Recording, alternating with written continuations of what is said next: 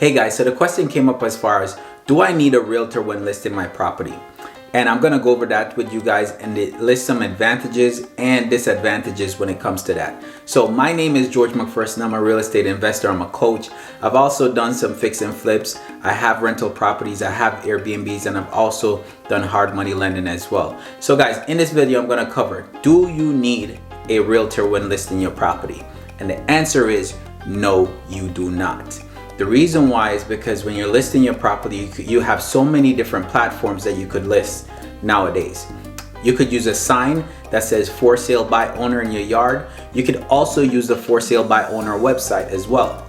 You also have platforms such as Zillow, Truhilla that you can list your property on as well. Now you may say, how do I get it on MLS? And there's other platforms that you can use to get your property on MLS so everyone can see it. However, my advice to you is if you're putting it on the MLS, you have to give some kind of commission towards the actual realtors that's bringing in the buyers to you.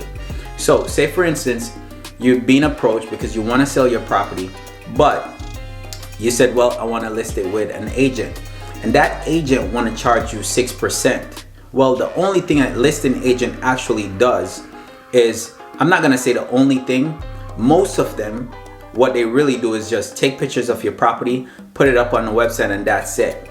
And I hate those kind of realtors because I call them lazy. That's basically what it is. They're lazy realtors. And the reason why I say that is because they just leave it up to other realtors now to bring the buyers in, and they're not actually working on selling your property. So that's why when I say you can list your property on your own, there's different online platforms that you could use to get those on the MLS. Right? So say for instance, you're negotiating with the realtor and they want to charge you 6%. I would say 6% is a lot to list your property, especially say for instance, if you're up in the $500,000 range, that's a lot to be given to a realtor. 3%, which is 15 grand just to list your property. I think that's crazy to begin with. Even if you're listing your property for 180, 200,000, I just absolutely think that 6% is still a lot that you have to be split, so that realtor is getting 3% and they're really not doing much. Now you have realtors that actually do the groundwork even though they have the property, and this is where you have to sit down with the realtors while you're interviewing them. You just don't call the first realtor and say, hey, can you list my property for me? Because you don't know better, you're going to the realtors because they have the experience. However, some of these realtors take advantage of the situation. And the reason why I say that is because they come in, they take pictures, they list your property, and you don't hear back from that realtor unless you get an offer in. And then you're saying, okay, you got an offer in for $20,000 less, and then that's it. You don't hear from the realtor. They don't tell you what you should do in the place of, should you take that offer, why you shouldn't take the offer, nothing. You don't hear from them. And those are lazy realtors. The realtors that I really like are the ones that when they get an offer, they say, hey, do you have time for me to go over with this offer for you?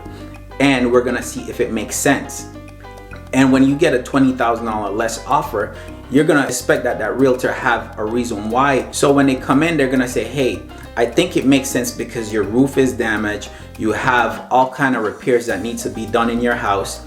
And it just, if you keep on trying to get a lot for your property, which don't make sense because of market and all the work that needs to be done. See how I'm telling you these stuff? These are what realtors should be saying to you if you're getting that big of a difference in the offer. But also when you get an offer, you could get an offer that says seller have to pay all closing costs. And you not knowing, you go ahead and sign that paperwork. And then the realtor don't explain to you those charges or what's going on. And when you get to the closing table, then you find out that you have all these fees that you're paying that you didn't know about. And realtors need to realize that they need to sit down. I'm not saying all realtors, but some of them, I'll say most of them, are really, when it comes to this, really lazy because they just list your property and that's it. Versus when you get an offer, they say, hey, they're offering you $190 for your property. And that's not a bad offer because we listed it at $198. However, they're also asking for closing costs, and your closing cost is gonna run you roughly about $4,000.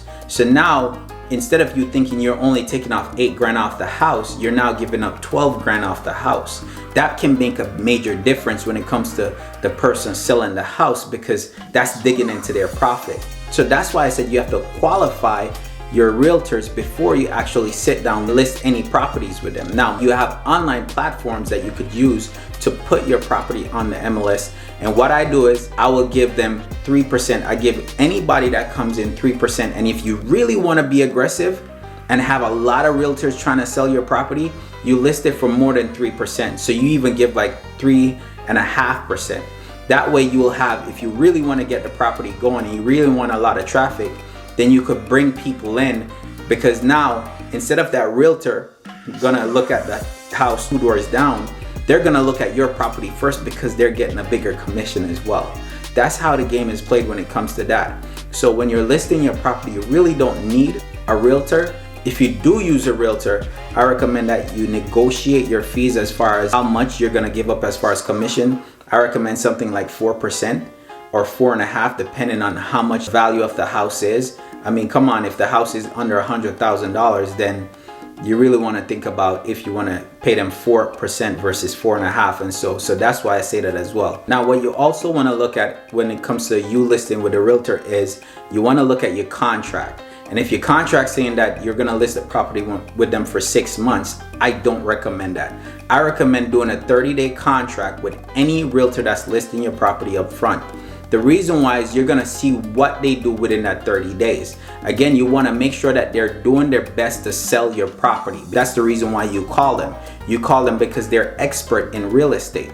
So what they should be doing is they should be doing something like open houses. They should be marketing your property, and these are questions that you should be asking them. How do you plan on selling my property? If they can only say, well, I'm gonna be listing it on the MLS and I'm gonna be shooting it out to all the realtors and all my network, then that's bullshit. I wanna make sure that they say something along the lines of, okay, I'm gonna do that, plus I have plans on open house every other weekend, or something along that line. You want to hear how innovative they can be, how creative they could be as far as selling your property.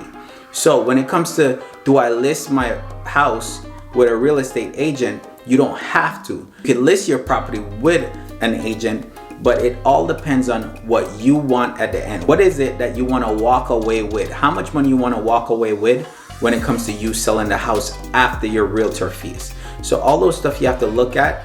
I went over a few advantages and disadvantages as far as having a realtor. So guys, hope you find the information valuable. Go ahead, give me a thumbs up if you like the information. Again, let me know what your biggest takeaway was from this video. And again, guys, don't forget to subscribe. All right, I'll see you in the next video.